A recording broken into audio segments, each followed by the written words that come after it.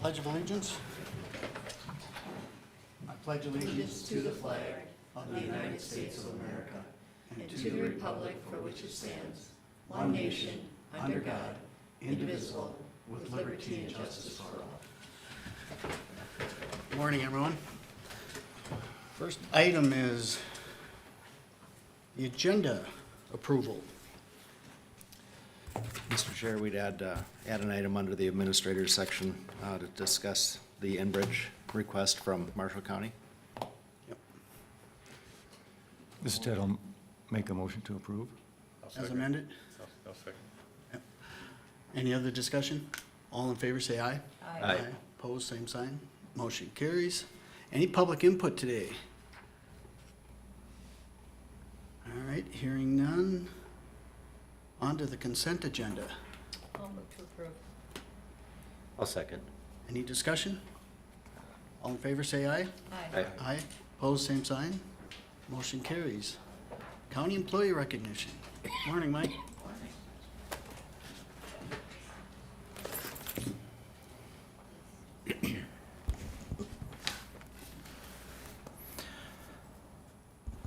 For county employee recognition today in the Auditor Treasurer's Department, we have Lynn Pikinen, election support, began the full-time temporary position on July 22nd.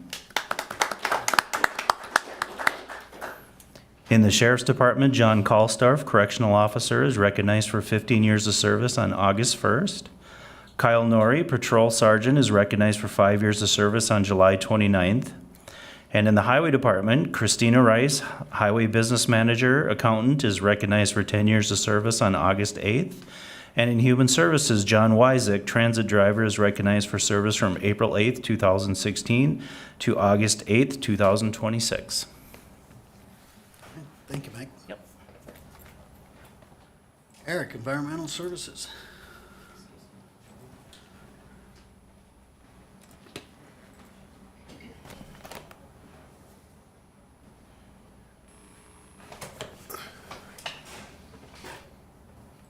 Good morning. Morning. Got 4 items for the board this morning. The first is a conditional use permit application by the Billion Real Estate Holdings LLC. It involves the former 3M Wanawak property, or what's still in private ownership after portions of the west and east sides of that property were conveyed to the state last year.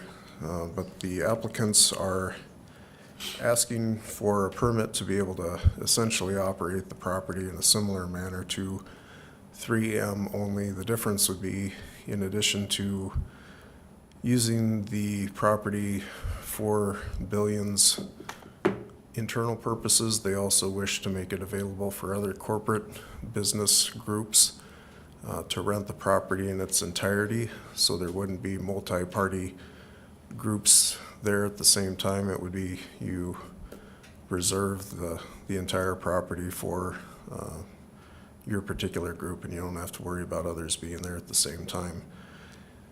They've gone through necessary variances to allow the multiple non-conforming structures on the property to continue to be maintained and put to new uses, since the use of the property had discontinued for more than 12 months after 3M shuttered its operations. Those variances were granted, and the Planning Commission heard the application at its most recent public hearing. There wasn't any public comment provided, and the Planning Commission recommended that the application be approved. They had 6 proposed conditions for the board to consider, and they also adopted the findings of fact that staff had prepared. So those would be the findings that the commission recommends for the board to consider. If there's any specific questions about any parts of the application, happy to field those. But it meets density. It will be able to comply with the 50% shore impact zone natural vegetation requirement. There's an exhibit included in the application showing the areas where staff and the applicant agreed as to where those areas would be located. There was a septic system non-compliance issue with a couple cracked tanks that they've already corrected and replaced those tanks. So I'm also aware that they've been in contact with the Department of Health for getting the licensing they need from them to operate their kitchens for guests, so seems like everything's progressing well as far as getting the property back online. And As far as those sensitive areas along the shoreline that were, did the planning commission go view those as well, besides staff?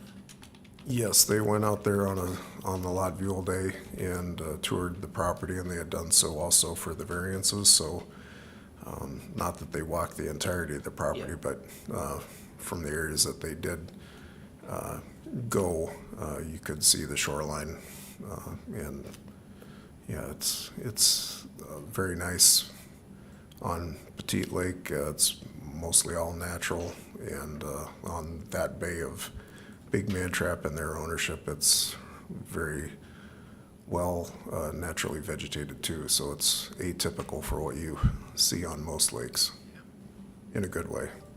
You answered my question on the septic. Because your recommendation was that to be a condition, and I noticed it's no longer a condition, so you must have taken care That's of it. correct. That's because they already addressed that.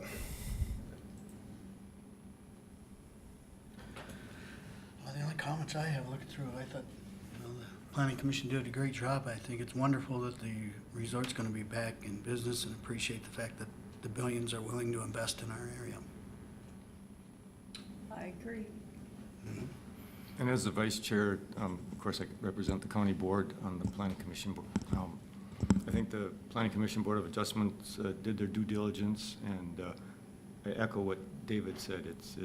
I think they're going to be a great asset to the community, and I appreciate the Billions coming to Hubbard County. So we would need a motion to approve the planning commission and their finding of facts. I'll move to approve. I'll second. Any other discussion? All in favor, say aye. Aye. Opposed, same sign. Motion carries.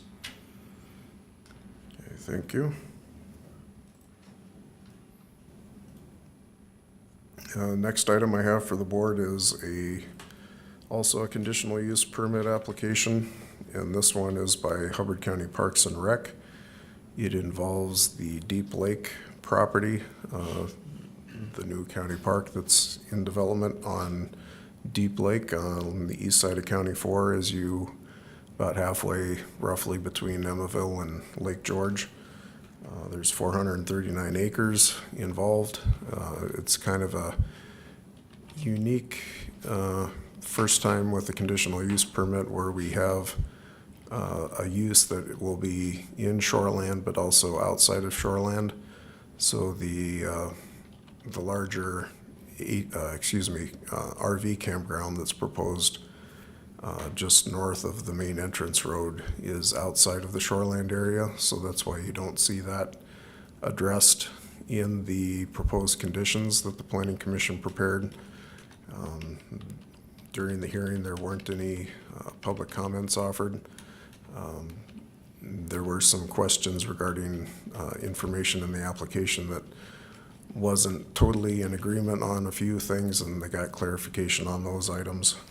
So the commission, I guess I should also back up and say that with this proposed permit also, there were some variances that were needed and granted.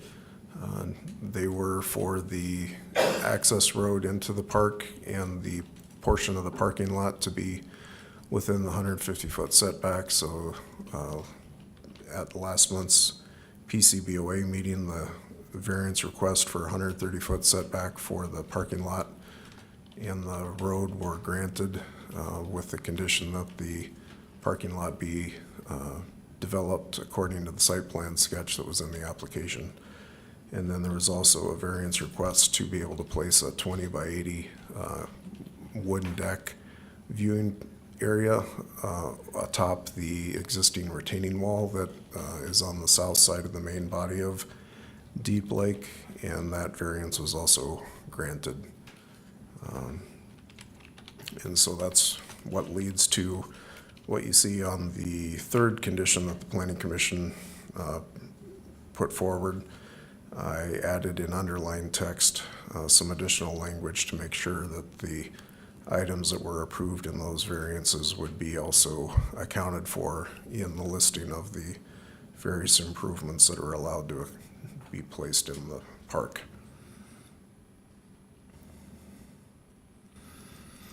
Otherwise, the Planning Commission recommended those 6 conditions, and then they also adopted the staff report findings of facts. So those would be the findings that they recommend and the conditions that they recommend to the board.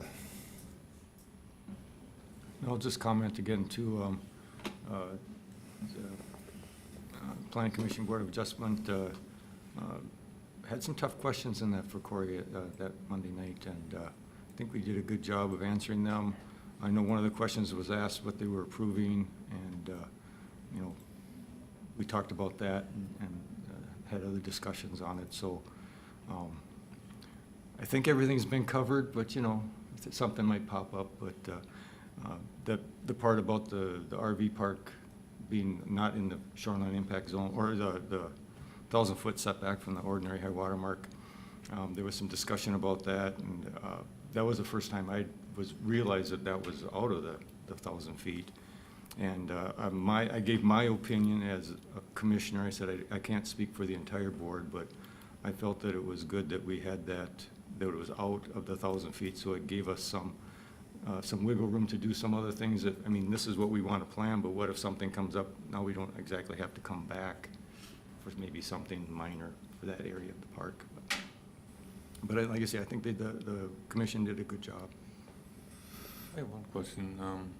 In the recommended conditions, it has number 3, in number 2, number 3, it says 20-site RV campground, and yet in the narrative, it says 26 RV campsites with full hookups.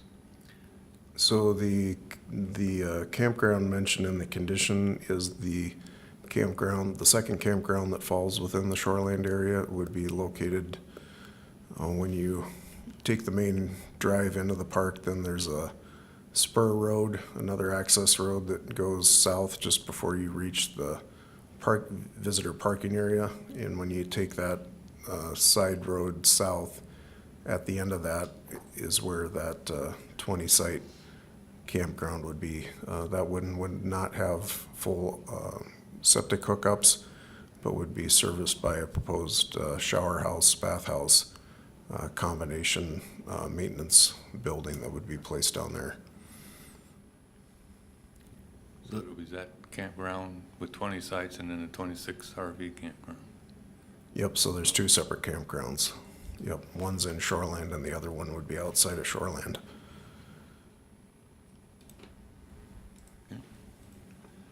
Questions?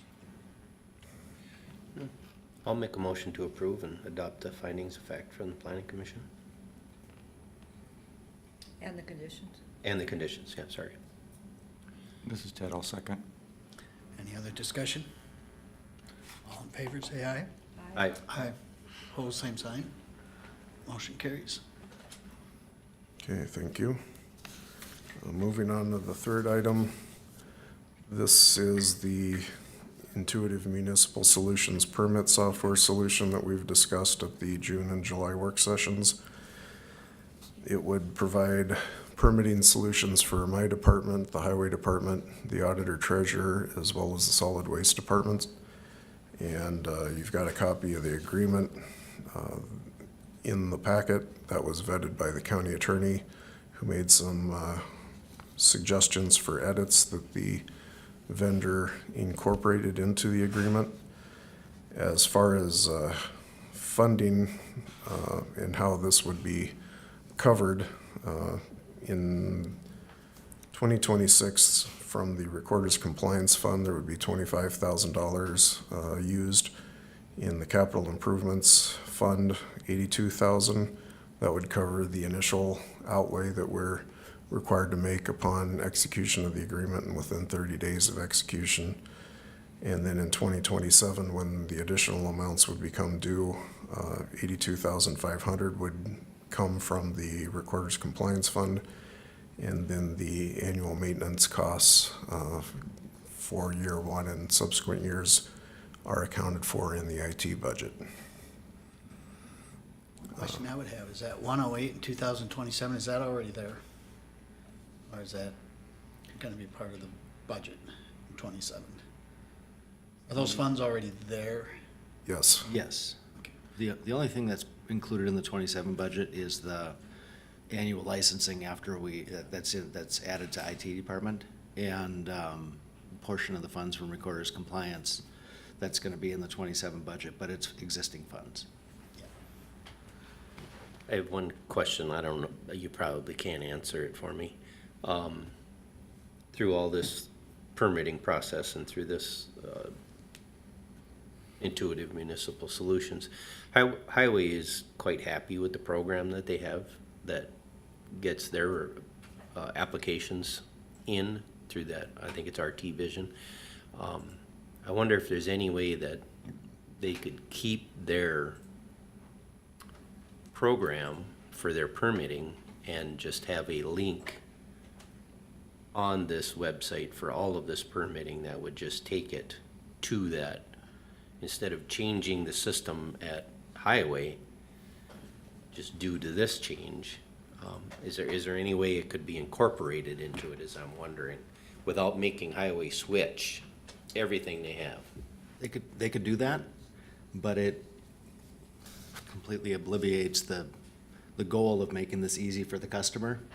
So you're building a house, you buy a property, you make a 911 application, and then you have to make your driveway permit application, and you have to log into 2 different systems. That's the big advantage for this, is it makes it easy for the users. Well, if it could just be done through a link, it wouldn't require a large change. That's my point on it. May I ask a question and before you comment, Jeff? So if Steve's suggestion was taken, would we then be paying licenses on 2 systems?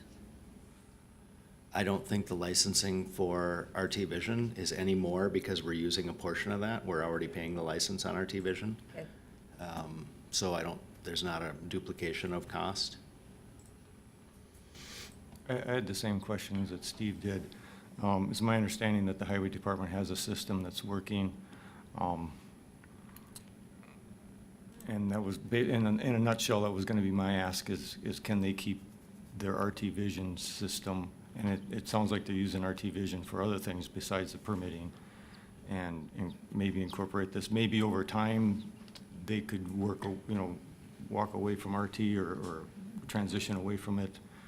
But like I say, I was hoping that they've got a system that works, a system that they've worked on over the years and know it well, and their customers that use it regularly know it well. And I believe it's like $10 a time. I'm going to bring up the concern I've had for years, where are we spending millions of dollars or just hundreds of thousands of dollars a year on software? And that's supposed to make staff do their work more efficiently and stuff like that, but yet we keep adding more staff too, so it's not ending up for me, and it just seems like another thousands and thousands of dollars. I know it's something that we need. I know that there's a talk about the convenience for the customer or residents and people that visit Hubbard County, perhaps have lake property and stuff here, and need permits, and we want to make it convenient for them. But I'm also thinking about the costs for the taxpayers and how we keep seeming to find ways to spend more money. But yeah, like I say, I'd like to see it, try to incorporate both of them. So I still, if we keep both systems, we have to be paying something for RT right now. We are, but the permitting portion that we're using through RT Vision, I don't know if there's an additional licensing fee or if that's Okay. included with our primary use for RT Vision, which is for cost accounting. Okay, so then Eric,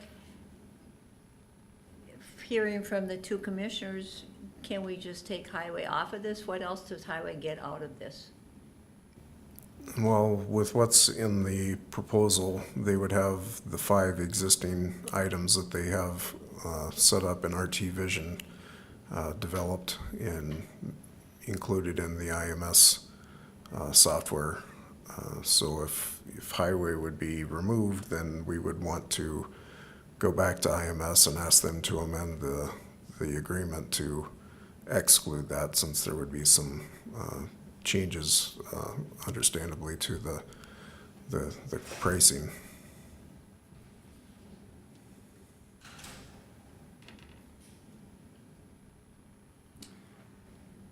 Eric, do you know how many permits would be issued? I mean, like currently, just a guess at how many permits are issued a year For everything? Variance, CUP, septic. For us, in our department, that's the one I can speak to, and it's 1,100, 1,200 a year. Okay. With the other departments, it's gonna be a much smaller amount.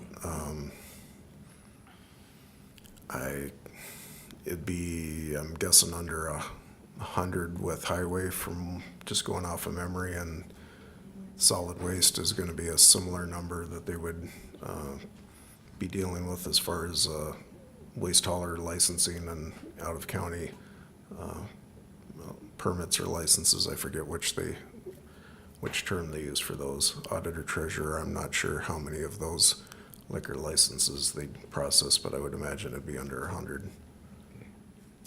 So your department is by and large, I mean, The biggest user. drastically far and above any other department in issuing permits Yes. and licenses. The biggest convenience is everything that's done through IMS will be consolidated in individual workflows with a single point of sign-on. So if somebody's in the system and they need a permit, they just have to log in, apply for the permit. If they need a marriage license, if they need to renew their out-of-county solid waste fee. But the other portion of that is everything that's run through IMS is gonna be integrated with our payment system. And I don't know if there's an integration with RT Vision into a payment system. And all online, correct? So it's going to save oodles of pushing paper around your office, because they will be able to propagate the applications online. Yeah, it'll eliminate manual processes that exist right now for us, which would be the payment. Once payment's made, then we have to send the applicant instructions on how to do that, then they have to pay, then we have to verify the receipt, and then there's manual back end of assigning the account codes and getting that to the auditor treasurer's office. And it also would automate the steps of when the permit's approved, it automatically gives them their permit card. We don't have to send that to them either. So there's definitely some time savings that we'll have. So RT Vision doesn't, can RT Vision propagate applications online too? They have, The other difference then is, the only difference is it doesn't integrate with our payment system. That's the big difference. that, and as Jeff mentioned, just the desire to make it easier for the public to have one place to go for getting the things they need, instead of having to have accounts and manage two separate systems.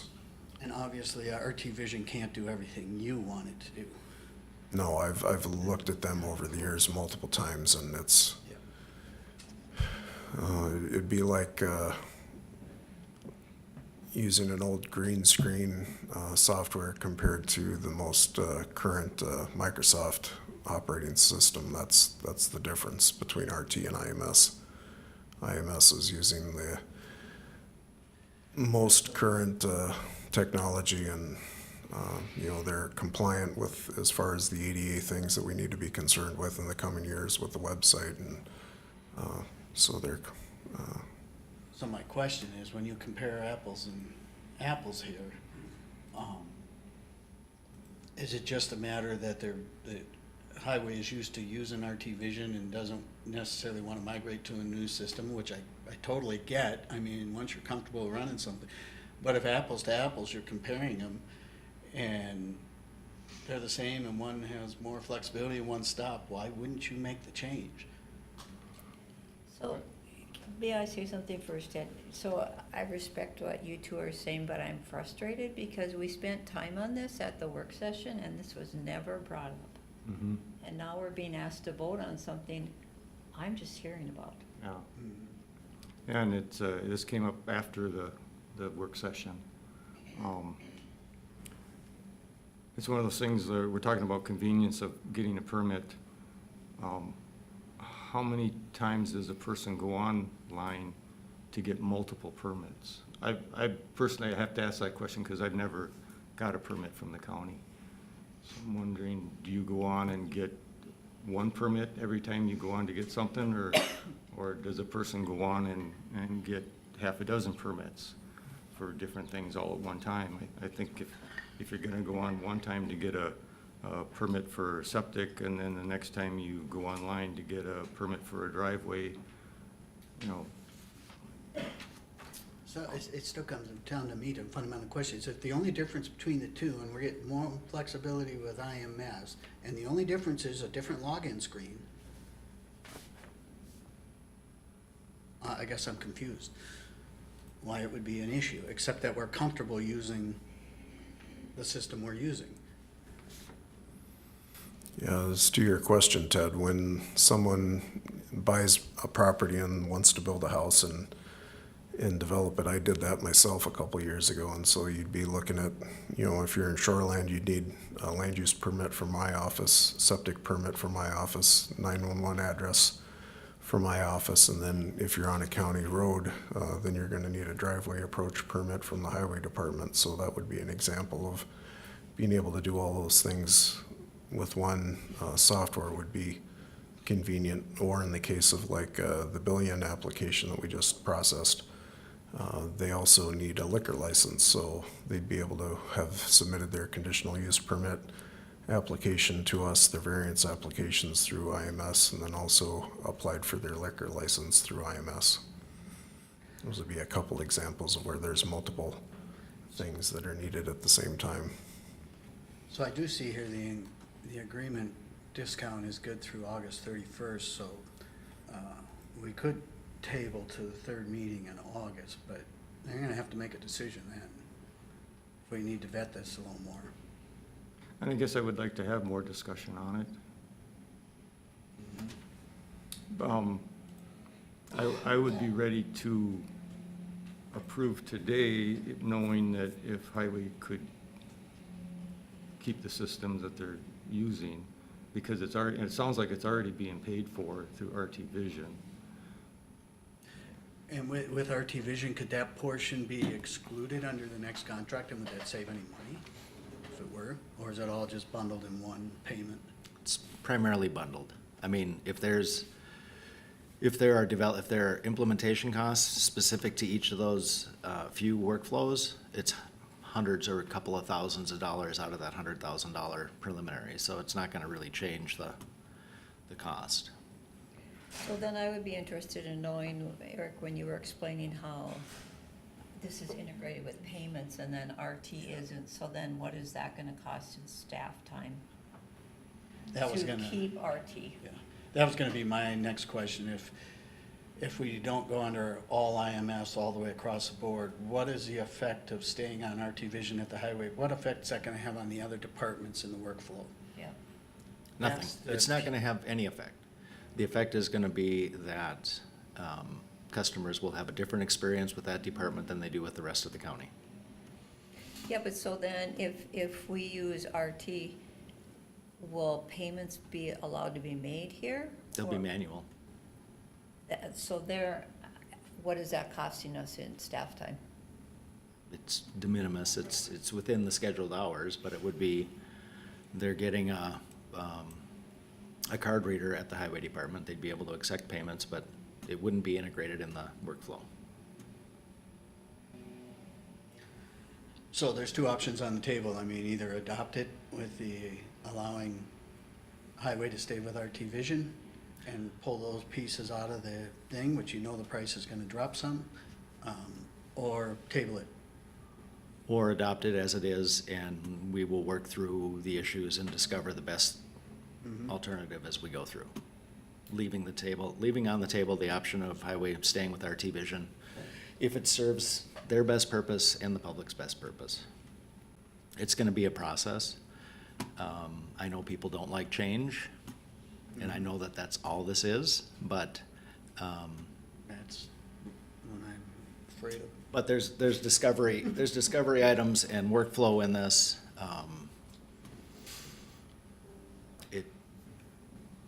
It You know, yeah. probably makes more sense to adopt it and leave open the option of maintaining RT Vision if we consider that to be more efficient for the staff there than what the workflow would be in the future. With everyone else, nothing's gonna change until everything has been tested and works, to the user's satisfaction, right? So they would have the same guarantee as everybody else working with this, is we wouldn't implement it until they were satisfied that the workflow works. So could those decisions be made by August 31st? No, they'd be made as part of the implementation, and the determination would be during the course of that 10-month implementation period. We just have to leave the option on the table that, I'm fine with that. Else is. So whatever departments are affected by this change, have they had the opportunity to sit down with IMS and run through the systems, the programs, to make sure? that it- everybody has had an opportunity to provide workflows and have conversation with IMS and with Eric during this process. Okay. Yeah, and Andrea met with them through Teams and went through their current RT Vision setup and was able to see the demos from IMS. Christina sat in on at least one of them, if not two of them.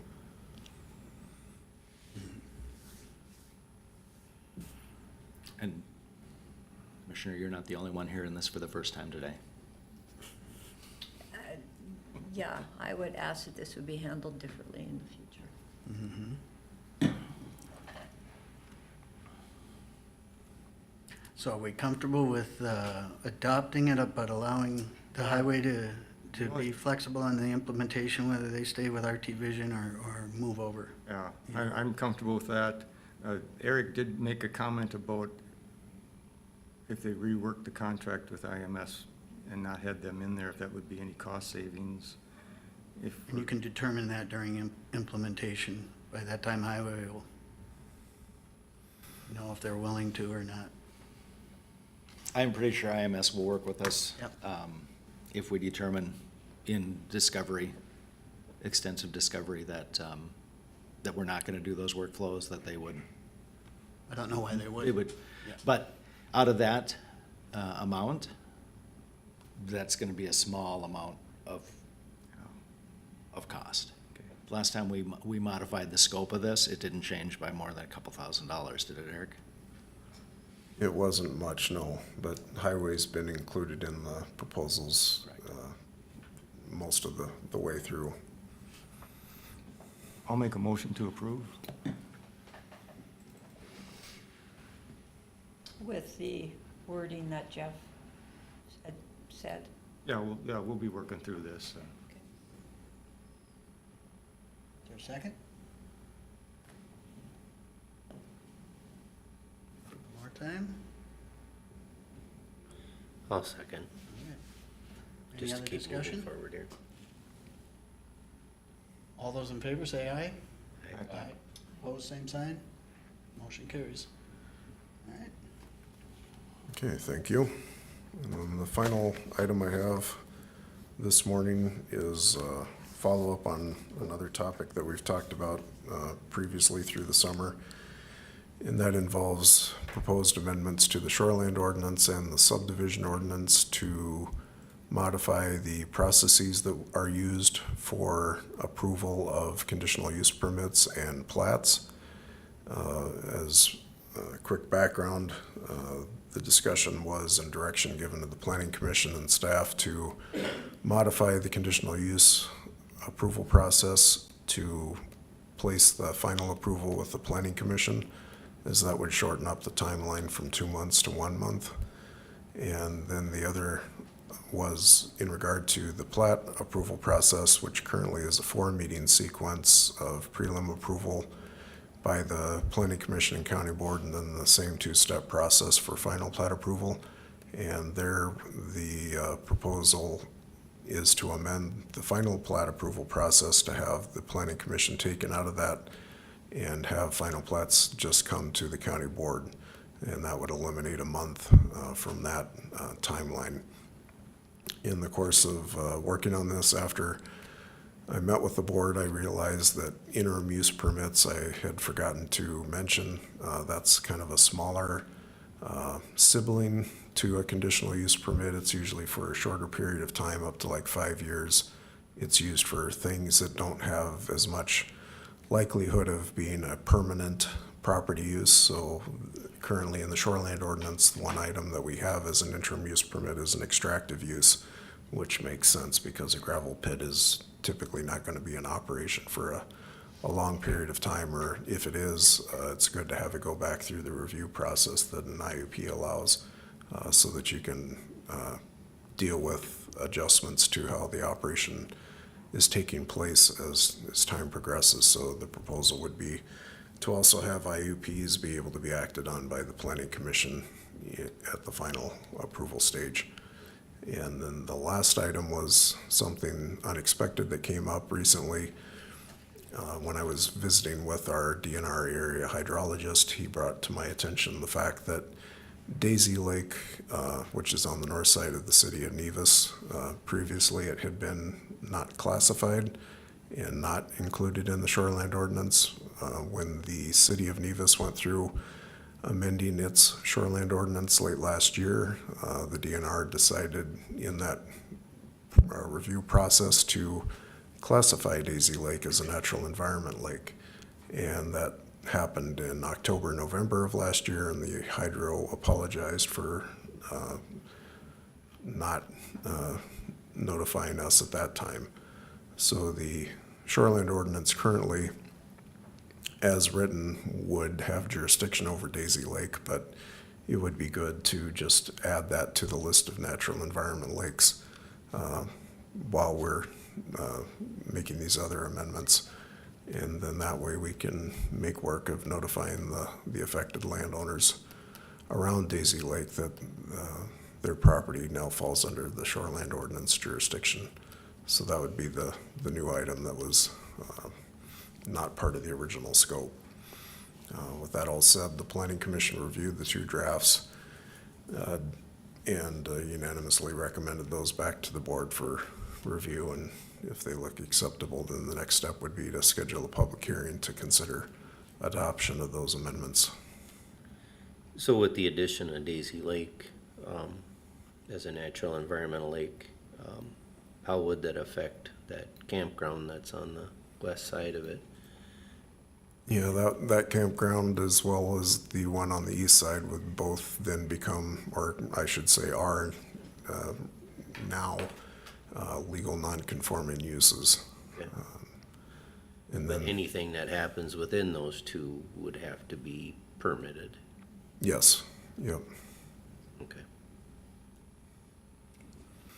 And prior to this, there was nothing, there was no permitting or anything prior to this. Correct. Okay, I wasn't here for the discussion back in June on the work session, but my position on those CUPs hasn't changed. I think that's something that should be left to the board, because we do get some controversial ones, and the public doesn't like the outcome of them. At least they got someone who they can complain to and even vote them out of office if they want to. And there's a number of other reasons, so I would be against changing the CUP to, just the planning commission. Yeah, they still do. They still come to the county board for approval. There's just not the preliminary stuff. Is that correct? No, what, That was It says in the That would final be- decision. Yeah, that would be final plats. With conditional uses, the discussion consensus was to change that to allow the planning commission to have final approval authority. Yeah. I know a lot of other counties do it that way, because you get to the point where there gets to be just too many of them, that you can't do it. These So, have only been two so far this year. I was thinking about this after June, and as a county board member, I get really frustrated with the state of Minnesota passing things like the MPCA by they're not elected officials, they're just a committee, and they're given power to make decisions that affect all of us. I am support about the plat portion. I agree with Tom. The public needs to have somebody that they can call and even vote out of office over something if it comes to that point. So I'm not in favor of the CUP going to the planning commission. I think about a couple of times when the planning commission did approve a CUP and then the county board did not. Yep. Or made some changes Yes. to the Yeah. conditions. It's, I know the number of, I read about at higher levels, state and federal, of elected officials wanting to wrestle back some of the control that they gave to bureaucrats because of situations like that.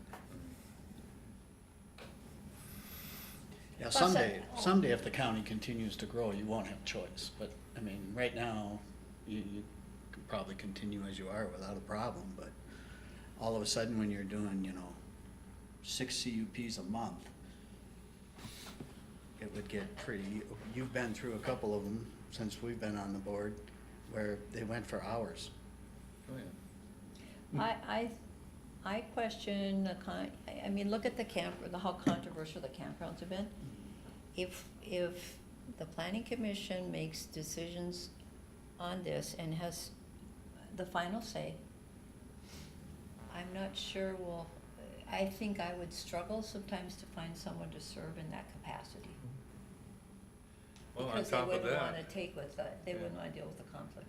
on top of that, I can remember Jeff making a comment at prior to a department head meeting that he would like to see appointments to the Board of Adjustment Planning Commission be by Eric and with recommendation of the board itself. That, not us, this board, but that board.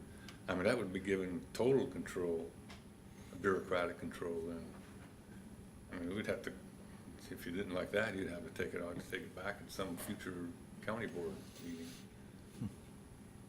So yeah, I'm against CUPs doing that, and of course, at the same time, this board being the one making full control of the appointments to that board.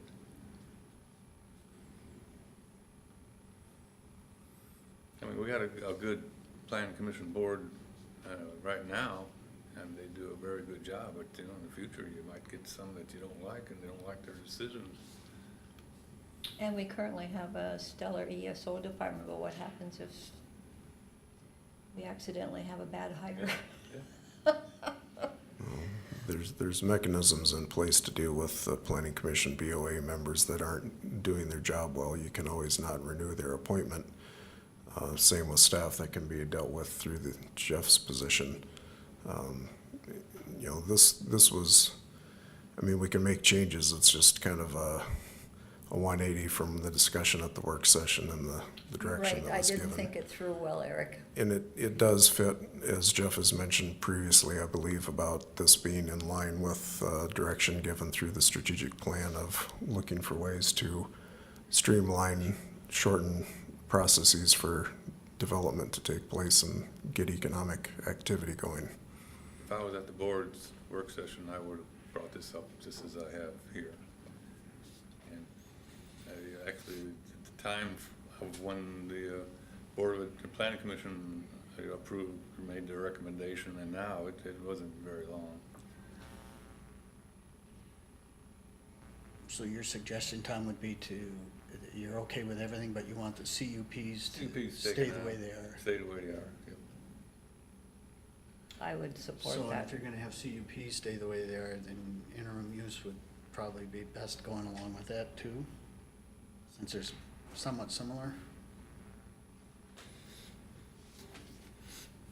We don't get many of those, but They're not sure. many. yeah. We haven't had one since that was modified in statute to allow those to be a thing, and then we adjusted the ordinance accordingly, so we haven't had an application for an IUP yet.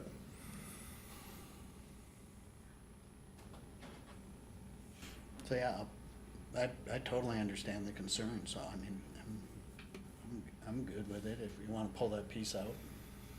Bring the language, we could still set a public hearing date, or do you wanna see it one more time? I would suggest that if you're asking Eric to redraft, that he bring it back to the planning commission at the end of the month and then bring it back to you in August Okay. or in September to review before setting a date for a public hearing. I wouldn't want to set a date of a public hearing on proposed changes. I want you guys to see language or an ordinance amendment. I'll move to do that. Okay. Is there a second? I'll second. All in favor, say aye. Aye. Opposed, same sign? All right. Okay, thank you. Yep. So we'll see you again soon. All right, administrative. Thank you, Mr. Chair. The first item that we have is to have Jake come up and talk to us about the RFP process going through with SWCD related to the water levels at Lake Belle, Taine. If you recall, last year we put $20,000 additional in the SWCD budget for such a study. So I will let him take it from there. Yep, so yeah, we working on that RFP, and so we got that sent out, because we had the funds from the county early in the year. We got that sent out, and essentially it's for a project development plan, and so essentially what that would be for these, the contractor or the engineering firm to go out there and develop a plan that kind of lays out, here's the problem, here's kind of how you work through the steps, and here's like the steps in the process that you need to go through. Because I mean, there's likely going to be multiple different steps ahead, but the big goal was to really have that laid out ahead of time, so that, and then inform the community and different groups and stakeholder groups that here's kind of the problem, here's the pathway towards a solution, and kind of have that whole system lined out. Because the original discussion was a little bit more around some of the like stakeholder outreach and engagement, but that was kind of viewed by our board and from discussions with the SWCD and the county, was that wasn't really going to really move the needle forward at all. If we're just going to inform them of something people have already been talking about for years, and kind of readjusting it to kind of get that project development plan that will kind of lay out where we're at and the pathway to where we're going in different avenues. Because a big thing that this is going to be something that if it does continue to go forward, we'll need outside funding from likely multiple sources. And so then we put out that RFP and say we got like six people who had requested the RFP, and we only had 3 that were submitted. There was quite the range of costs, with the low bid being Houston Engineering, who does have a lot of experience with this. They've done quite a few projects in Becker County, in the Detroit Lakes area especially, and they're working on the most recent one, the Lake Chamano project as well. And then we got a couple other bids that were a bit higher. One thing to note on the Midwest Wetlands bid was that one did have an error in it. Where the total proposal was actually higher than what's listed here, but they did a miscalculation. They were willing to respect their error there. But if you go look at that actual proposal, the table doesn't actually count up to that 35,000. It's actually a bit higher. But then our board went and reviewed it and approved it last week to go with Houston Engineering, and with the condition that we make a request to the county to add a little bit more, add 5,000 more to cover the increased cost over the scope, or over the budgeted amount. Putting the cost aside, the one thing I found interesting when I looked through the proposal is Houston Engineering said that they help find grants or possible lending sources for if this actually develops into something where the Belle Taine residents are gonna have to have funds. Yeah. I found that attractive. Yeah, when we had discussed this with like their proposal with them, and they had kind of asked them some questions and wanted to hop on a call, they had described it during one of their other projects, kind of a process they had went through to assist the decision-making entities in doing applications and whatnot, and finding those funds and helping draft some of those stuff. As I wasn't exactly sure, it's the details, but it sounded like that might have been somewhat pro bono at a substantially discounted rate.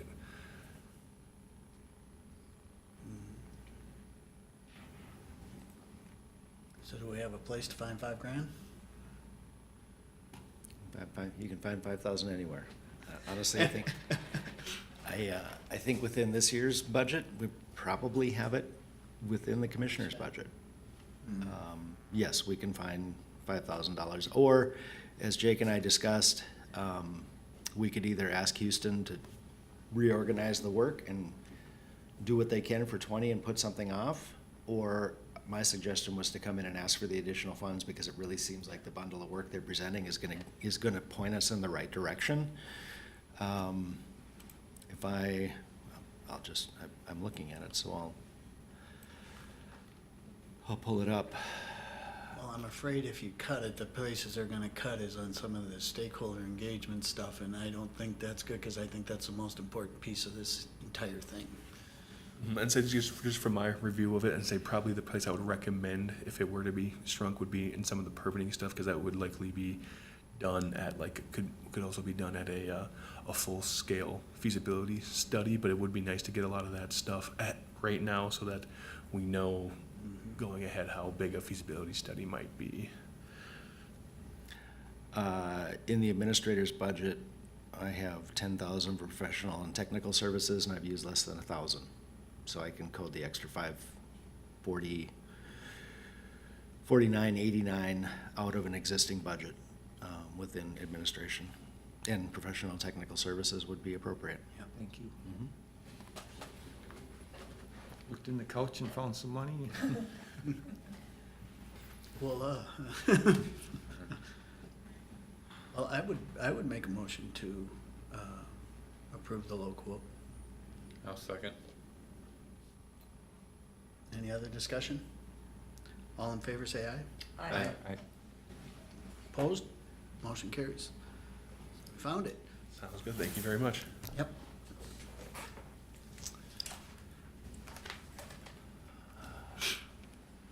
Then I would bring up, Find that draft. yeah, I've got a copy of it here, and it's, I'm gonna pull up the email from Scott too. I never got the email, so. I never got that email for this letter. Oh, I didn't either. Where was the recommended, Oh, they're it's just on gathering SharePoint. signatures now, and then they would use it, right? Correct? This is, so the scope of what you want to do with it, I guess, is the question or the conversation. And I can follow up, but the way this is written, it's basically written as an op-ed, meaning, do we sign on to it to say Hubbard County agrees with this, or do we actually publish it in a local paper? And what I would actually propose for this is that I talk to Scott and I talk to Matt Hilgert and bring it back in 2 weeks. This situation is not moving quickly.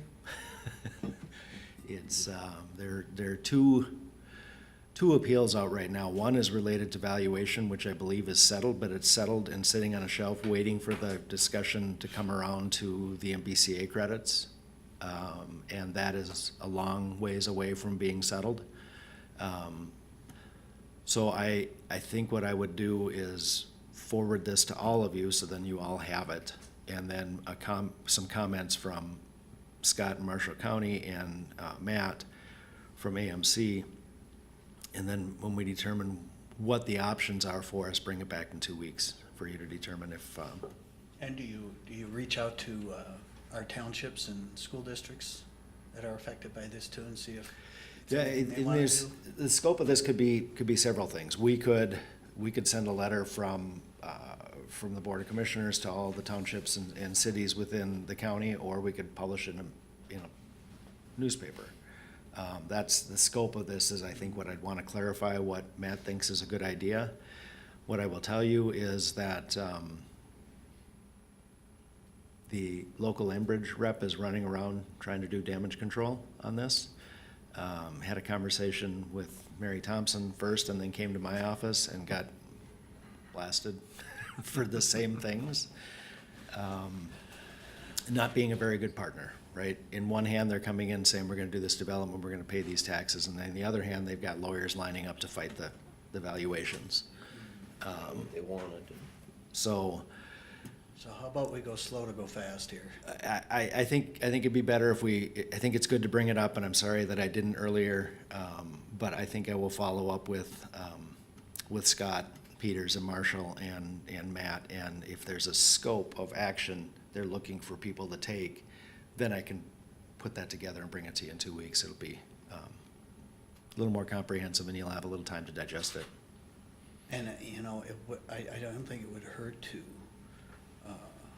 email this to the affected townships and the school districts, just to make them aware of it, and then kind of where we're sitting on it, just summarize that we're going slow to go fast here, but, be aware of this, and, because it might come to a time where we want to print this op-ed, and then maybe we do want the school district signed on with us.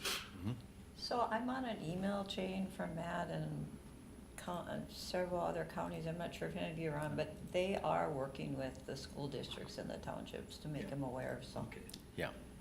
I think those two associations are also involved in this conversation. This is something we should bring up at the next Hubbard County Township Association, because a lot of times, at least when I was on the township board, stuff just gets lost Yeah. somehow, and as a township official, a lot of times, it's hard to stay up on. I think it's a good idea. Yep, very likely. No, we've got how many townships that are affected by this? At least half a dozen, I would think. Yes, yeah. Actually, At least. probably a third, More, yeah. probably at least a third. It's all the way down the south. western border and across the South. southern border, and even, it's everything except your stuff. Yeah, for a change. So I will bring it back in 2 weeks. Just a background for some of you here, I don't know if you want, but went through this about, 3 years ago? And some counties would have had to refund money that would have basically bankrupted their county, because they're highly dependent on public utilities for their tax revenues. And what they won in court, some counties would have had to file bankruptcy, but the state stepped in and picked up the difference, since they're the ones who assessed it. But now this is slightly different this time. They're not arguing about assessed value, they're actually arguing about pollution credits. And their pollution credits are asking for like 10% of their valuation, and typical is 2 to 5%. So And it's on a big number. it's a big, like 750 million, I think I recall, Yeah, is what it the is. number is across the state. So it's a big deal. Could be a And- huge impact on counties and school districts. Jeff, didn't you say that public utilities is approximately 20% of our levy? It's not, I will have to calculate that, because the reports I sent to you are reports of the stuff we assess versus stuff that is state okay. assessed. But it is significant. But I will get that information and bring it next week for the work session. I do have some of that tax capacity information that I sent out to you yesterday, but that is limited to the properties that we assess, not the ones the state assesses. And truth be told, it's very difficult when the state makes an assessment that's included in our levy that can be then taken back through a legal process later. That really, it hurts us more than it used to. When we had 6 miles of pipeline, it was, in 2021, 2022, I think if we'd had to pay that out of pocket, it'd been $400,000. If Clearwater would have had to pay it, it would have been 3 times their levy. Right, so then Clearwater and Marshall would have been in very significant, and Kitson would have been very bad spots with that, so. I haven't seen any actual numbers on this new one, I just know that it's one of those things, and the process whereby the state values and then we collect as part of our levy, it would be a lot better if they assessed it and then we were just paid that out like PILT or something else that's in addition to the levy or in a substitution for the levy. But if it's not a reliable number, it really hurts everybody's ability to budget fairly. And immediately you'd have to look at that and say, well, if that's 60% in Marshall County, they have to raise their levy by 60% because they don't know if they're ever going to get it. So it creates a lot of problems, but I know I know they're working through it.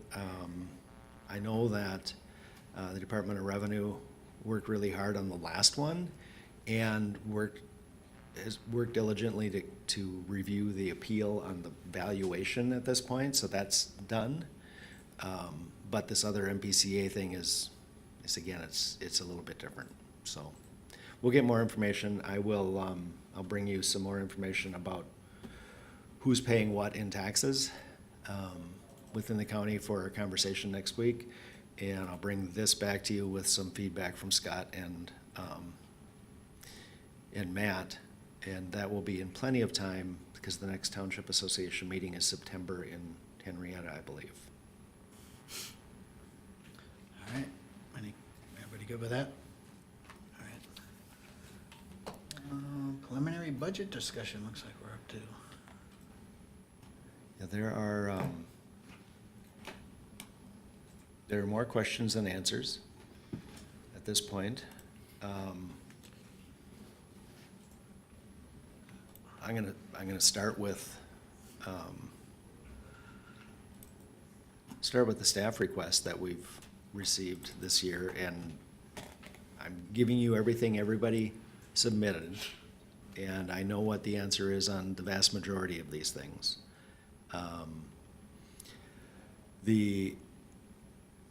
We've had a conversation about the request from property records and had kind of a determination that that's very likely necessary, but not very likely necessary in 2027. I think it's good to have the information and to know what that looks like. There is a request for an additional environmental specialist in environmental services. Can you, I couldn't remember why they requested somebody. Isn't it in relationship to the Septic. proposed retirement Oh, of the yeah, septic that's right. inspection? Okay. It would To be- get it someone would be related certified to septic. Yep. to do it on staff. Okay, thank you. What the one I don't understand is the human services. I mean, we took a lead social worker from Children's Services and placed them in adult, and now we're being asked to put somebody back into Children's Services. This one I'm baffled by, why that happened and why this change or this ask again. It seemed like we just took someone, moved them over. Well, okay, all right. And then now we're asking for someone Let's back just there move again. back. You know, well, that was gonna be one of my suggestions. But But- at the time, but then- we were told that they would come forward asking to replace. But then that brings, if you just take and move someone back, well, then you're leaving a I know. vacancy, somewhat of a Yeah. vacancy, where you could promote from within, maybe, and perhaps augment with something, but I don't know, this is one, I think that whole change over there really didn't come out as smoothly as maybe it was sold. So to us. we're gonna see Human Services in September at the work session. They moved 2 FTE from children's to family last year.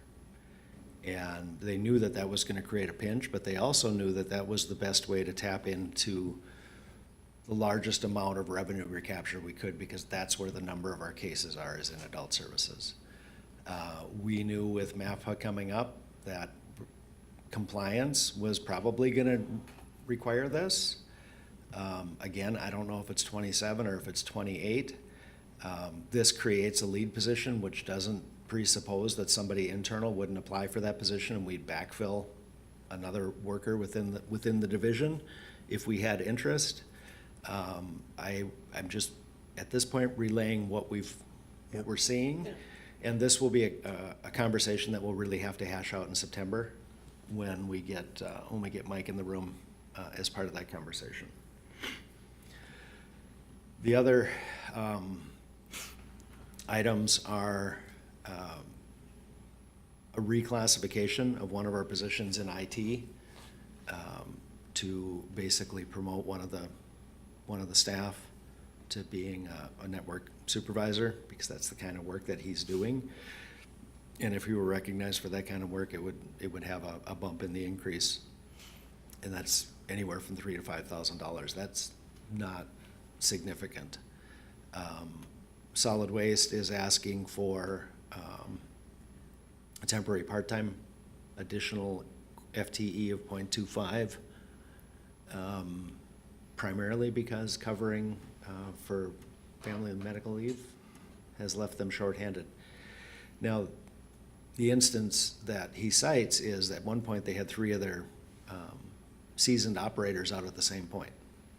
Well, having a quarter-time, part-time temporary person on staff is not gonna fill the seat of a piece of machinery. But it might relieve somebody who has that experience to be able to jump in one of those machines and somebody else to be working on the floor. So I know that it's a challenge. I know that, I don't know if we'd fill a position like this either. So these are conversations. Solid Waste will also be here in September. Next week, we're gonna have law enforcement, highway department, and then I will try to bring information related to any questions you have at this point.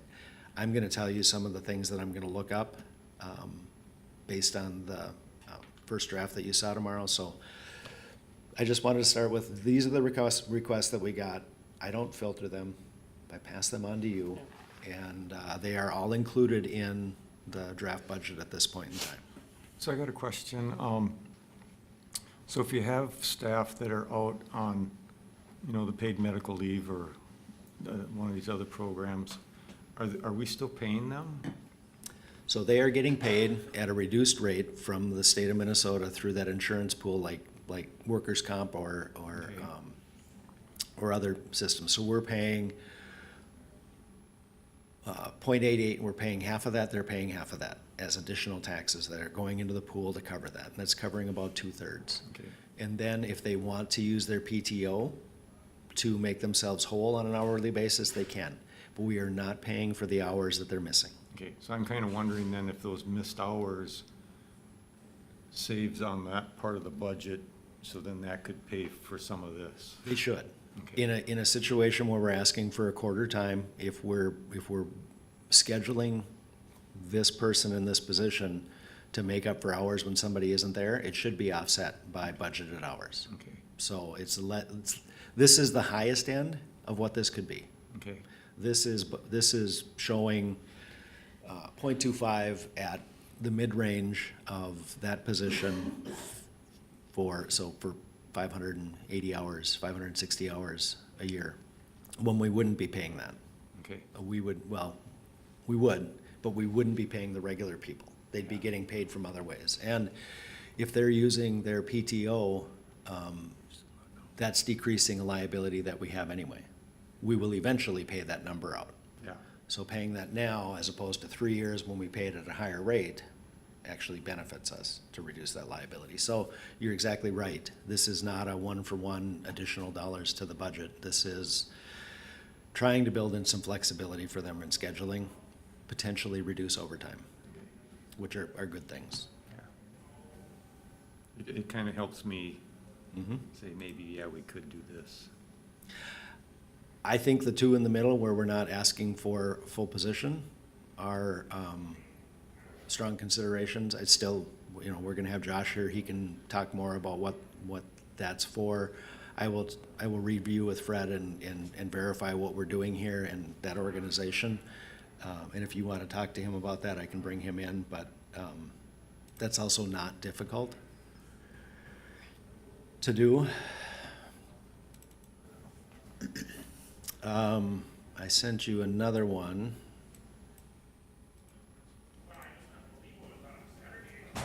That provides some information about our net tax capacity, a little bit of the history of it. There's good news here. Helpful. The top one, I just copied a picture from Teams, so it didn't come through very well. But the tax capacity number for 2026 that'll be used to determine tax rate in 2027 went up by 20%. Preliminary number, we will get another number on September 1st and probably a final about September 30th. But if you look in the previous year, we had a 9% net tax capacity increase and a 7% levy increase. Many people had their property taxes go down, even with the 7% levy increase. There were certain properties where the valuation went up more than, but typically residential units kind of saw a push from the county last year. The tax capacity increase is 20%. And that's, again, good news, bad news, primarily coming from infrastructure from utility companies. Bad news is they're the ones that are questioning and fighting this. So how much of that can we count on? How much of that, there's more questions here. Steve's question point of the $22.9 million levy that we have, how much is being paid by each of those spaces? I don't have those numbers. I can get those numbers within the next week. So you can see then that created in 26, that created a county tax rate of 30.5%. If I calculate a county tax rate of 30.5%, means we could have a 20% levy increase and still not have a significant impact to taxpayers. Not proposing that, not suggesting that. I'm saying there are some things to consider when the initial conversation was, I'm not going to give you anything bigger than 7 for a first number. I lied. I'm giving you a number that's bigger than that now, knowing that this is the conversation that we have to have relative to human services fund balance. Some other challenges that we've seen, one of the big challenge that we're seeing, because interest rates are going down, our interest income is going down. That's $500,000 in anticipated income this year. So there's a bigger than usual increase in the general fund. And we have to just work through all of those things and test all of the decreased revenues and increased expenses and make sure that I can give you an explanation for all that. So that's what I want to provide you next week ahead of the conversation with the two departments, is why some of the bigger numbers have changed, and put that in writing so that you can see that.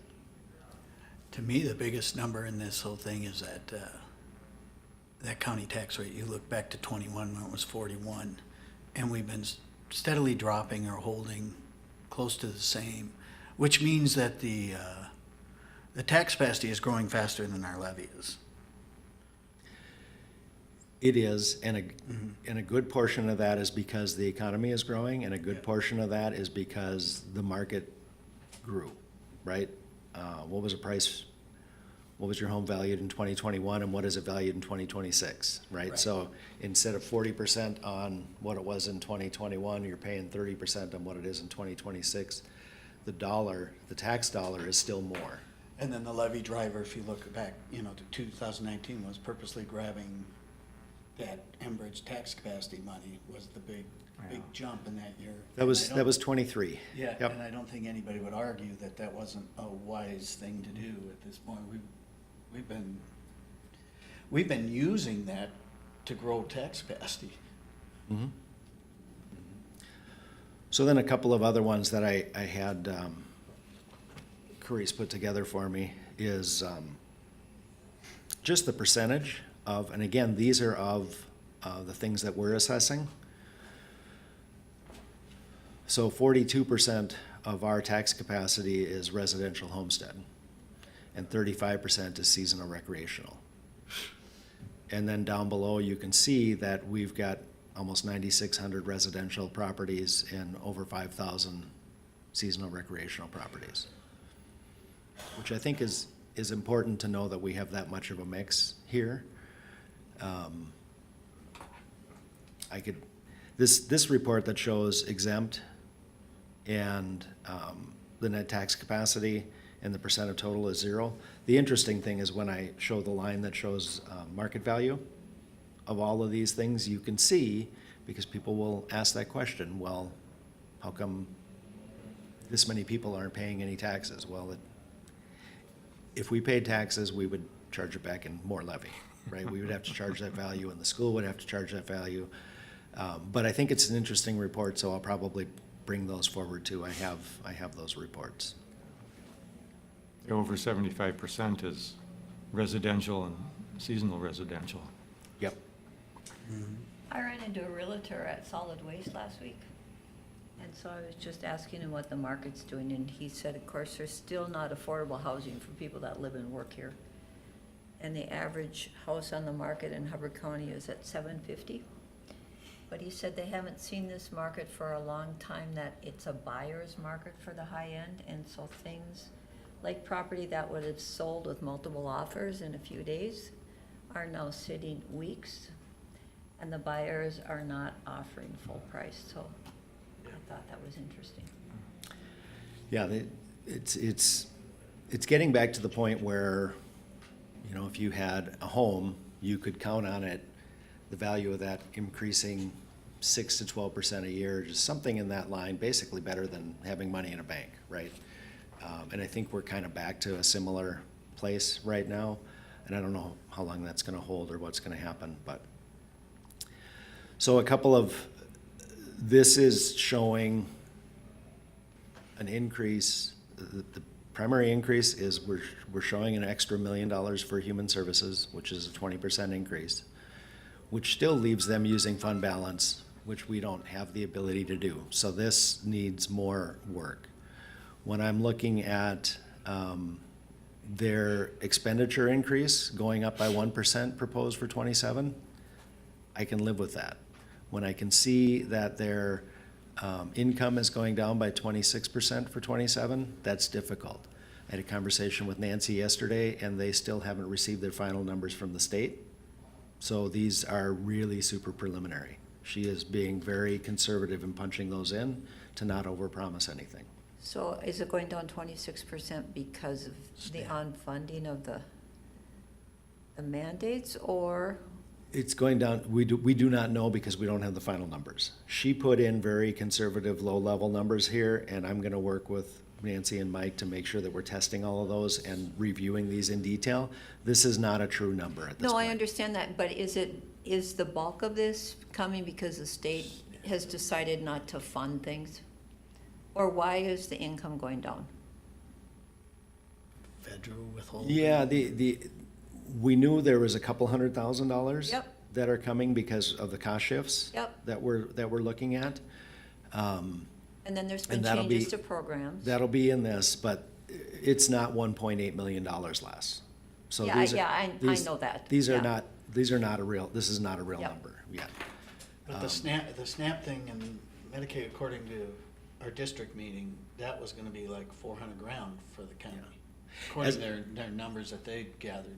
As a matter of fact, I remember when we did, when we punched in the transit budget, Nancy punched in the expenses, but not the revenue, and that's because the grant hasn't been approved yet. So this number is already, it's It's already coming down. it's 800, it's 1 million instead of 1.8 million. Okay. So that, I've already corrected that. I didn't correct this page after I made Okay. that adjustment. So, that means this decrease is 13%. And if we can get it to be 5 or 6%, closer to that 200, 240 that we know about, then we should be in pretty good shape.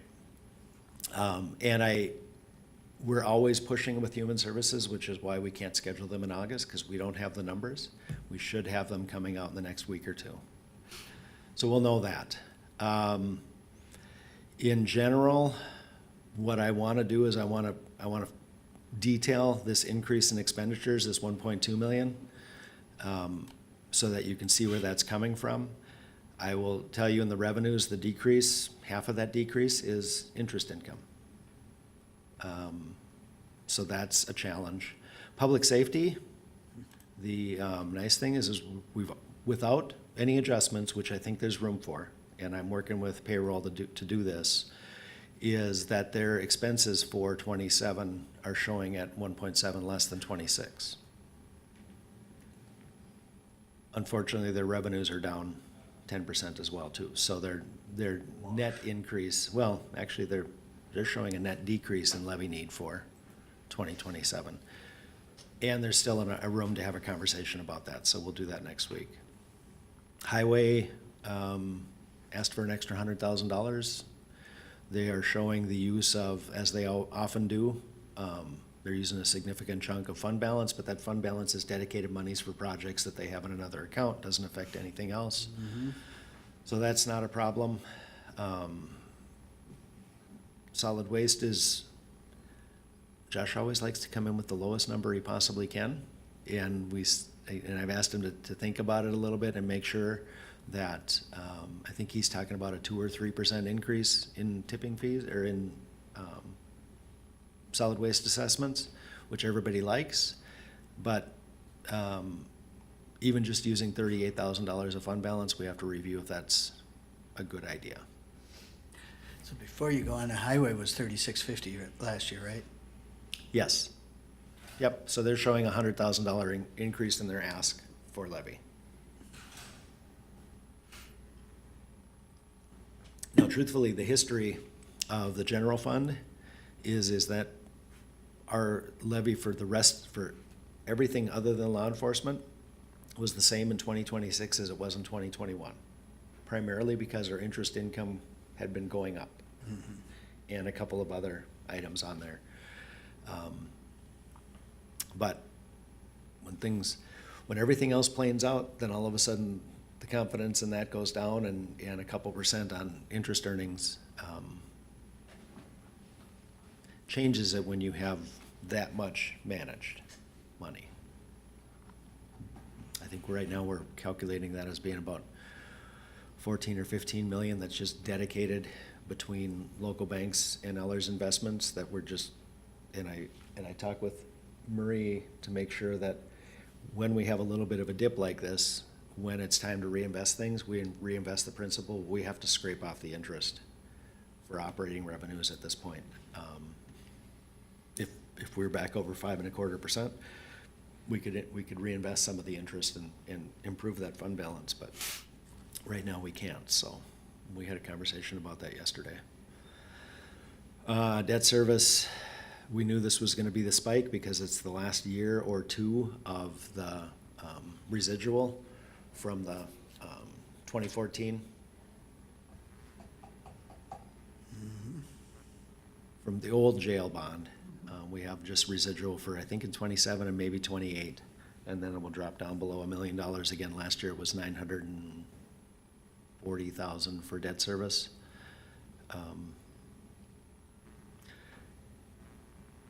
And I'm just, this 12.5, when we look at, the biggest thing we need to accomplish is we need to cover the changes in our conditions, and really, in June, we dip below zero in our fund balance for human services. And we need to have a 3 to 5 year plan on how that's not gonna happen. So there's wiggle room in here, there's conversation in here. And the only reason I'm even showing that is because I saw the tax capacity jump was significantly larger than we expected to be. So we have to test the confidence in that. I am not gonna ask you to pass a preliminary levy in September of 12.5% increase, but I'm hoping to ask for a couple, maybe 3% more than the 7% to give us some room to have that conversation between September and December. I will say, just to carry the staff that we have at the 3% increase and what we're anticipating for benefit increases, and we will have a lot more information in the next 6 weeks as we're going through the RFP process and asking for that. We're not in a good spot. Our use is high. We've had several significant high use continuing cases that have affected our utilization. Like County, theirs went up 40%. Our utilization is 144%. Oh, I meant their premium was up 40%. I know, our utilization is 144%, and usually everything over that 100% gets translated into premium. I don't think that's gonna happen because we're shopping this year. The initial budget does represent a 10% cost in health benefits for a placeholder. And we split that 50-50. So I cannot conservatively estimate lower than a 20% increase in health benefits for this year without some conversation about what that looks like. So when I'm giving you this, I'm not expecting that this is what we're gonna present for preliminary approval in September. I'm putting that out there because there's a bunch of numbers we need to discuss over the next 4 to 6 weeks before we get to the point of you telling me what the preliminary levy is that we're set to negotiate on and what we have yet to work through between September and December. We can get this down to 7 or 8% if we're willing to use fund balance. There are places where fund balance is challenging where we really shouldn't do that. Human services and solid waste are two primary ones, I think. And I want to get the final fund balance numbers again for next week's conversation.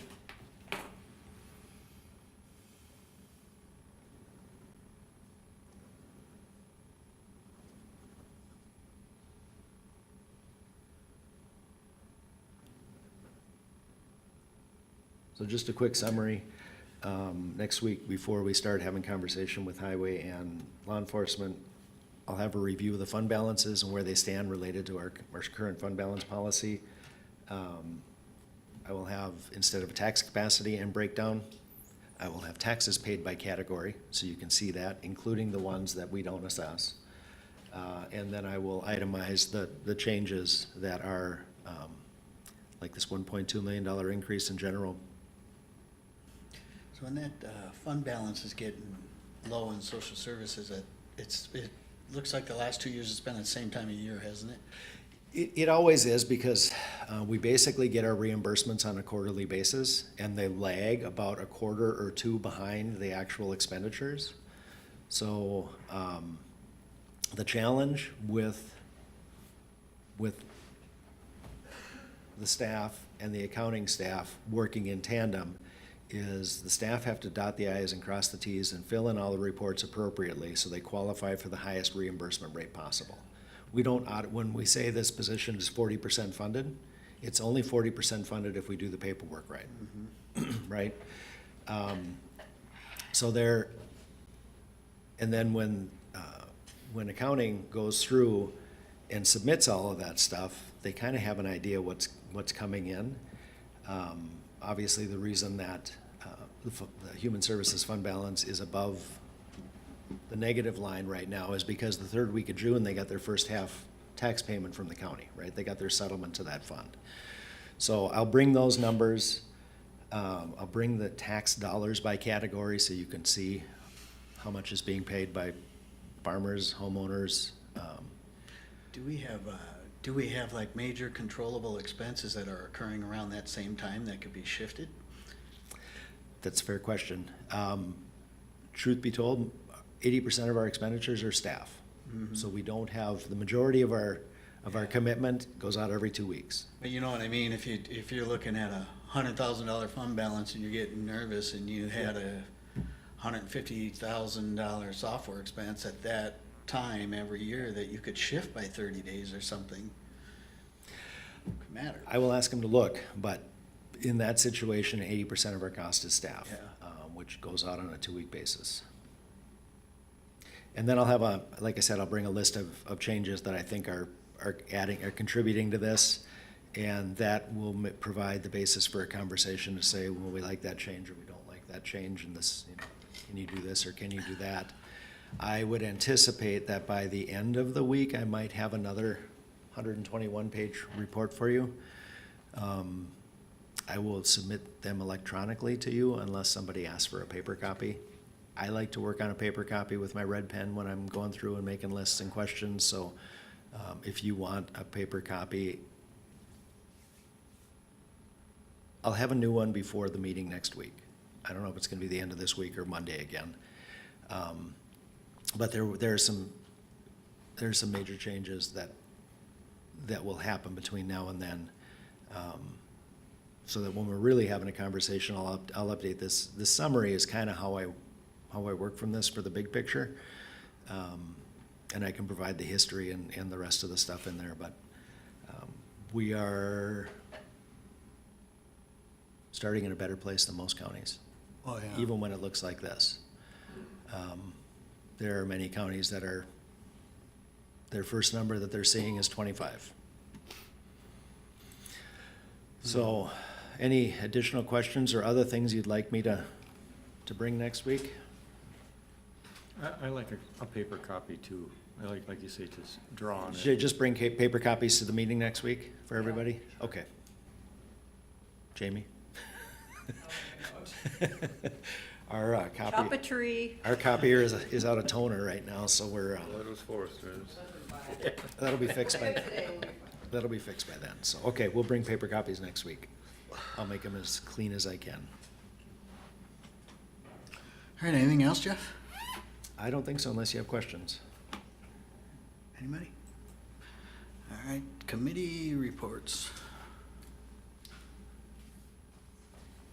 If I can start, Okay. I didn't have anything. It was easy. All right, Nice.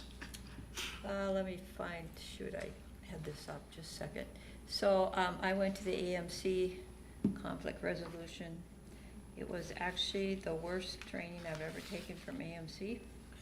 Oh, really? Yeah, and I let them know, and I didn't receive a response.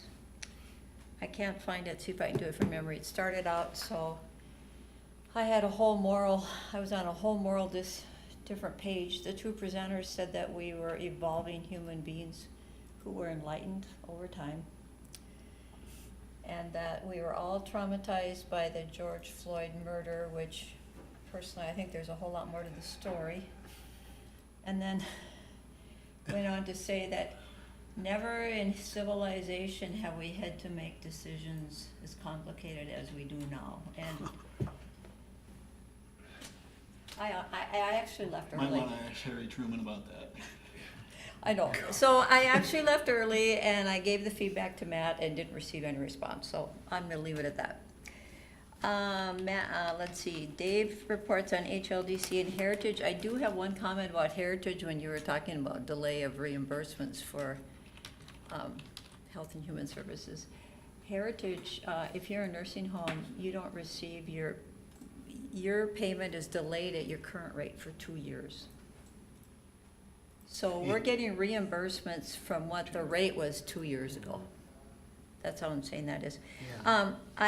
We finished up the environmental scans on Thursday, and Angie's gonna, issue a report for HIP, and then I'll be reporting on that. Mojave on Friday, there was the tornado that went through in DL, and so they've been helping connect people to funding. Lots of the lower income people had serious house damage. Let's see, there was a summer reading kickoff program at New York Mills. New York Mills has become a family resource center, and they're really working on becoming a community.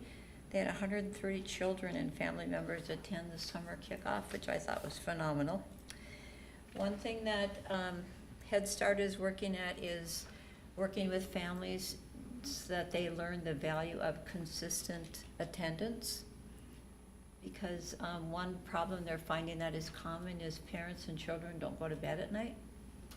And so they are not getting up in the morning, so they're trying to teach them the importance of a schedule so that by the time kindergarten actually starts, the child will get up and go to school. So I thought that was interesting.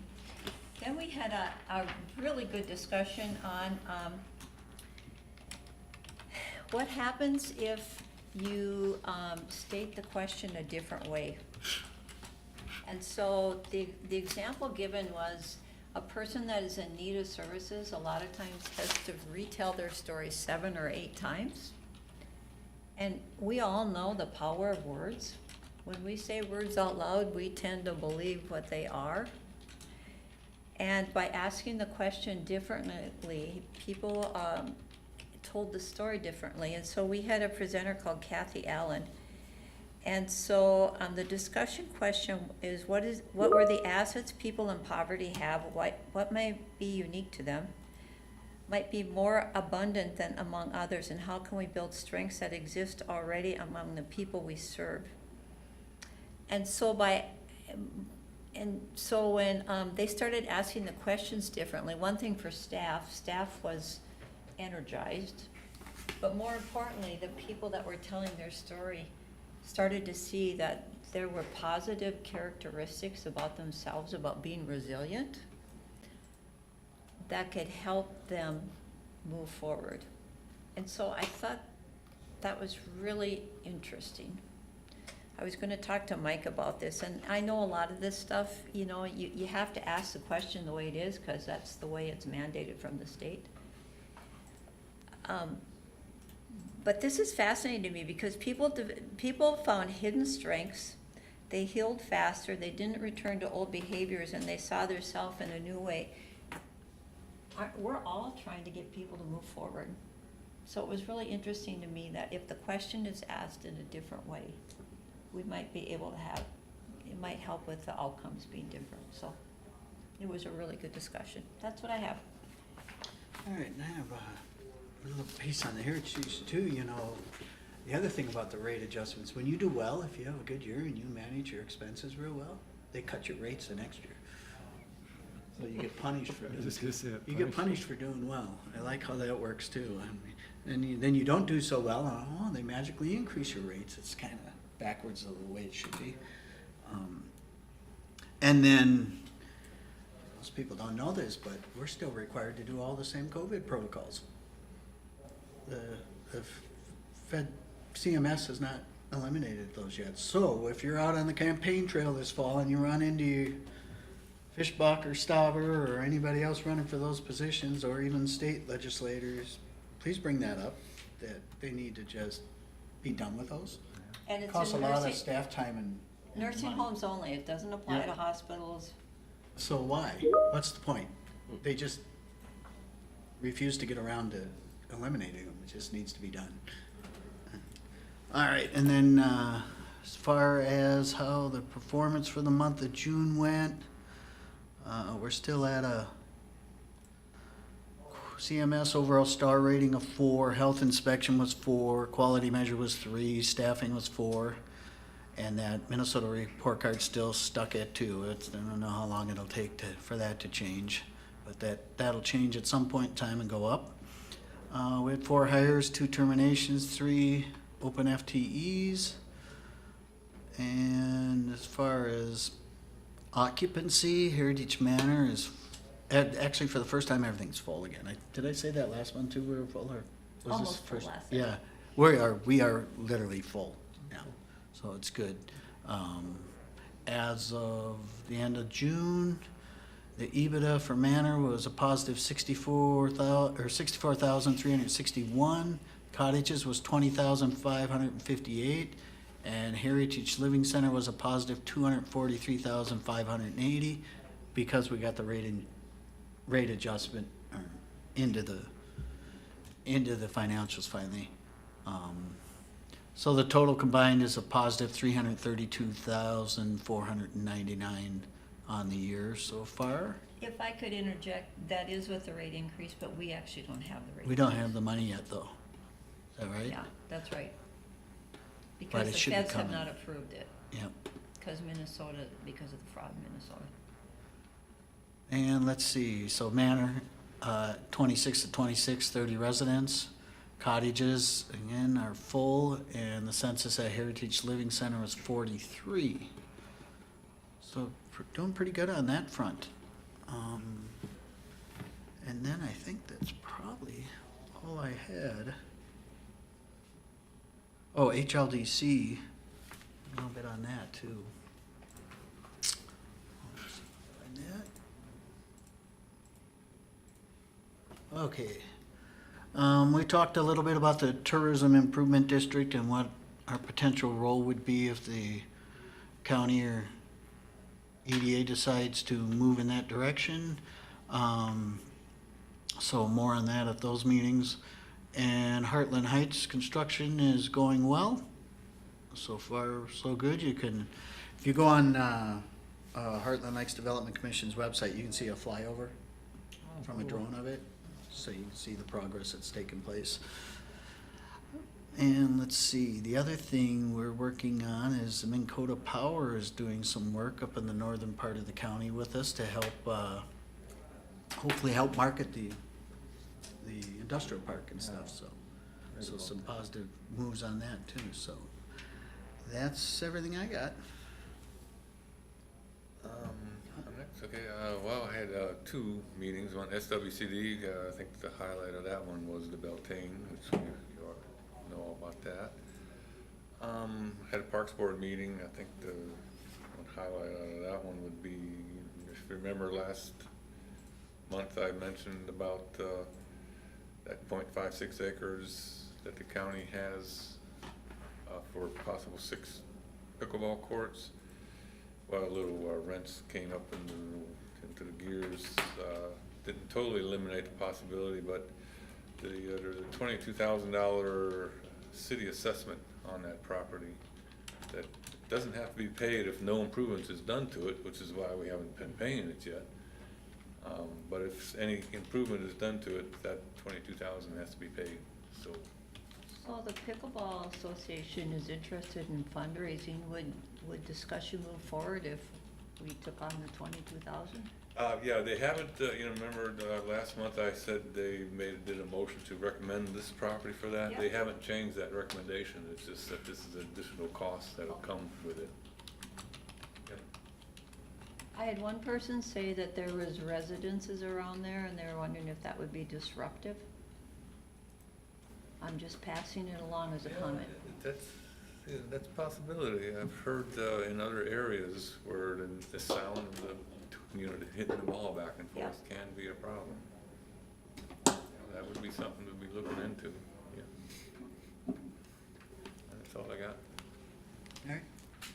I had a couple, one was the Planning Commission Board of Adjustment, which we heard from Eric today, so that pretty much covers that one. Then I had the North Country Community Health Board. Part of the discussion was on kratom. Oh, kratom, yeah. Yeah, a stimulant. I had to ask questions. We looked for that on our scans. Yeah. There was only one place that sold it in Hubbard Tori was- County. Yeah, that's what Tori was saying. North Dakota just banned it. Okay, and I'm trying to remember who's. It's what's it called? It's natural, but it's considered something here. I forget the first word, heroin. It's very addictive. And there was talk about it being moved to Schedule 1. Yeah. So Yeah. hopefully, it's kind of funny how a COVID vaccine can be approved in months, but to take something like this off the market takes years, but. I think they said 50 people had died in North Dakota from it or something. From kratom? Yeah. Wow. So the legislators, North Dakota or South Dakota, one that didn't ban it. Let's see, we applied for a couple of grants through the Hubbard County Soil and Water Conservation District. One was for well protection, and another one was for well testings. And on that note, wells in Hubbard County, we're one of the high ones in the state. Let's see, 1, 2, 3, fourth highest in the state.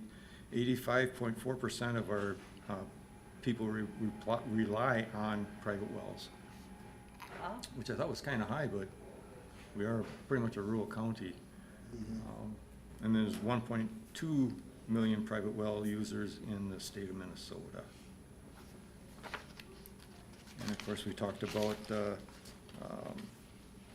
you can get your wells tested for nitrates and stuff like that every Friday, is it, at the SWCD? I think so.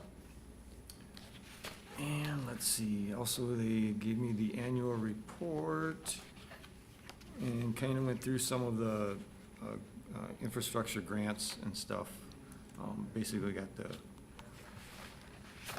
the report on that. And that's about all I got. All right. Meetings coming up. AMC Virtual Lunch and Learn.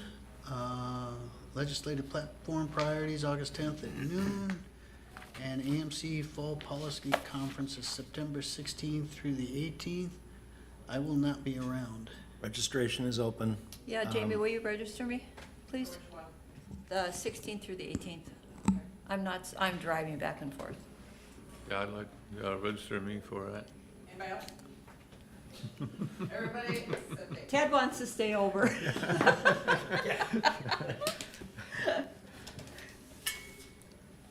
So nobody needs accommodations, I'm assuming? Okay. Yeah. All right, anything else? Oh, I've got one thing here. Our benefit committee meeting is Thursday at 9 o'clock.